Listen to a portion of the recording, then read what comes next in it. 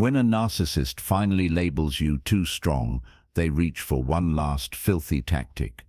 Carl Jung, yes Jung, not Jung, uncovered something chilling. Once they grasp that control is slipping, they don't simply leave, they detonate a delayed action bomb beneath your recovery. If you can't spot the wires, you'll walk straight into the blast zone. But before I name that final device, you need to see the battlefield that precedes it. Jung argued that a narcissist's deepest dread is not abandonment or rejection, it is the instant their target surpasses them psychologically. To keep the illusion of supremacy intact, they chronically project their own frailties onto others. The moment you begin to heal, erecting boundaries, ignoring their scripts, their psyche undergoes what Jung labeled a power inversion crisis. What follows is calculated, ruthless, and often invisible. Narcissists, Jung observed, aren't searching for love. They're hunting a host whose vitality they can vampirically drain. They operate from an inflated ego, a state in which dominance must be continuously demonstrated to avoid confronting the void inside.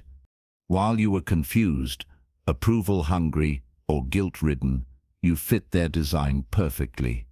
The second you stand upright, trust your instincts, and refuse to audition for their drama, you become an existential threat. That is when they unsheath the weapon Jung warned about: full-spectrum projection warfare. Stage 1 is strength shaming. Instead of mocking your weaknesses, they attack the very traits you have fought hardest to reclaim. Healing boundaries. They brand you cold. Newfound assertiveness. They call you aggressive. Quiet confidence. They sneer. You think you said better than us. Jung noted that this barrage is laser-focused on the qualities that liberated you. Should that fail, they pivot to nostalgic manipulation. Suddenly they sigh for the old you, the pliable version who laughed at every joke and asked no questions. Remember how happy you were before all those therapy books.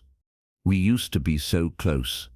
Jung saw this as psychic time travel, a lure back into the familiar cage. They do not miss the real you.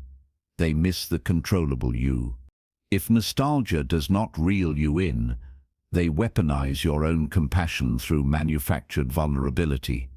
They stage a crisis, health scare, financial ruin, family meltdown, and schedule it to coincide with your strongest week.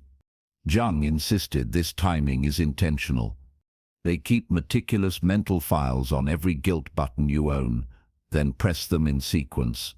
Often, they secretly create the very disaster they beg you to fix. The request is never simple. It is engineered to make you shred the boundaries you just stitched together. Just this once, abandon your no-loan policy. Just this once, cancel the self-care weekend.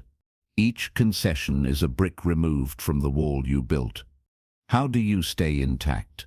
Jung prescribed differentiated compassion. Feel the ache of their struggle without volunteering to be the bandage. Ask, will this choice help me become who I truly am, or will it drag me back into costume? Jung's closing insight reframes every tug of war.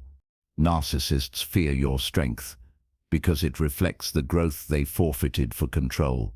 When you refuse to shrink, you are not merely setting a boundary, you are holding up a mirror to their abandoned potential.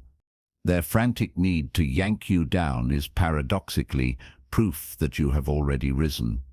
Each time you spot the trick and remain rooted, you demonstrate that their power was only ever borrowed, and you have finally taken it back.